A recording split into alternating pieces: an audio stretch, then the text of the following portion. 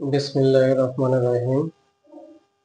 প্রিয় ভাই ও বোনেরা, যে যেখান থেকে দেখছেন, কাছে কিংবা দূরে, শহর কিংবা গ্রাম, দেশ কিংবা বিদেশ, আসসালামু আলাইকুম। সবাইকে পবিত্র জুমা মোবারক। আজ আমি আপনাদেরকে বলবো ডায়াবেটিস রোগীদের খাবার বিষয়ে। ডায়াবেটিস রোগী ভাত খাবেন না রুটি খাবেন? আসলে অনেকেই বলেন ডায়াবেটিস রোগীরা রুটি খাবেন, ভাত খাবেন না। ভাত এবং রুটি দুটোর ভিতরে কোনোই পার্থক্য নাই, দুটোই কার্বোহাইড্রেট। তো আপনি ভাতও খেতে পারেন পরিমাণ মতো, রুটিও খেতে পারেন। এখন ভাত এবং রুটি কি খাবেন, কোন ভাত কোন রুটি খাবেন? সাদা আটা, সাদা ময়দা এই ধরনের কোনো কিছুই খাওয়া যাবে না। যদি রুটি খান তাহলে লাল আটার রুটি খাবেন, কারণ লাল আটায় প্রচুর পরিমাণে ফাইবার থাকে। আর আমাদের দেশে যেই সাদা আটা বা সাদা চাল বা ময়দা যাই আপনি বাজার থেকে কিনছেন, তার ভিতরে কিছুই নেই। ওটাকে রিফাইন করে কেমিক্যাল দিয়ে একদম সাদা করে, তার ভিতরে কিছুই নেই। এই আটা খান, ময়দা খান আর সাদা চালের ভাত খান, যাই খান, আপনার ডায়াবেটিস কোনোদিনও কন্ট্রোলে থাকবে না। তো ভাতও খেতে পারেন, রুটিও খেতে পারেন, তবে সবই হবে লাল আটা বা লাল চালের ভাত। যেমন আমার 24 বছর, আমি ডায়াবেটিস রোগী, 25 বছরে পা দিলাম, কিন্তু আমি রুটি খাই না, আমি ভাতই খাই। সেটা হলো লাল চালের ভাত। সকালবেলা লাল চালের ভাত পরিমাণ মতো, তার সাথে মাছ, মাংস, সবজি, ডাল যা থাকে তাই খাই। দুপুরে কোনোটাই খাই না, ভাতও খাই না, রুটিও খাই না। আবার মাগরিবের নামাজ পড়ে সেই অল্প পরিমাণ মতো লাল চালের ভাত, তার সাথে মাছ, মাংস, সবজি, সেটাই খেয়ে থাকি। তো আল্লাহর রহমত, আমার ডায়াবেটিস কন্ট্রোলে আছে। আমি কোনো মেডিসিন খাই না, হয়তো কোনো রকম হার্বাল জাতীয় কিছু খেয়ে থাকি। আল্লাহর রহমত আমার ডায়াবেটিস খাওয়ার পরে 10-এর নিচে থাকে। আপনাদেরকে অনুরোধ করব, আপনারা রুটি খান আর ভাত খান, যাই খান, সেটা হলো লাল আটার রুটি অথবা লাল চালের ভাত খাবেন, সাথে প্রচুর পরিমাণে সবজি, সালাদ, ডাল, মাছ, মাংস যা থাকে তাই খাবেন।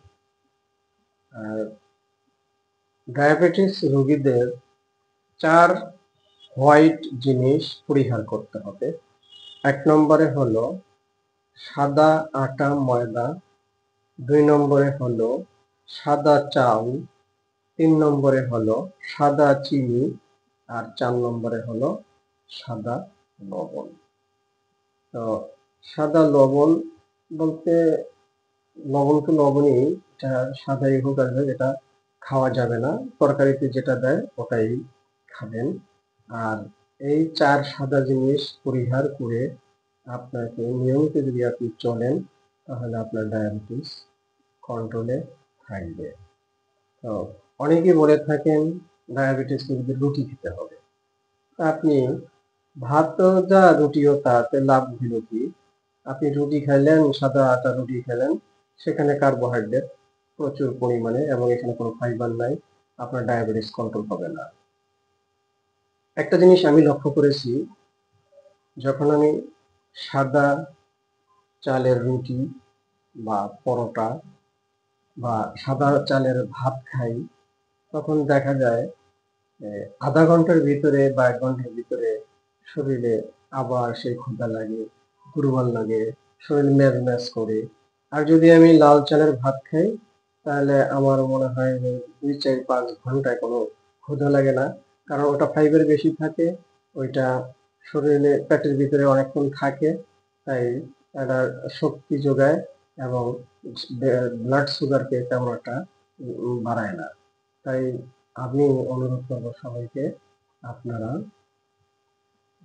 লাল আটার রুটি খান অথবা সাদা চালের ভাত পরিহার করে লাল চালের ভাত খান।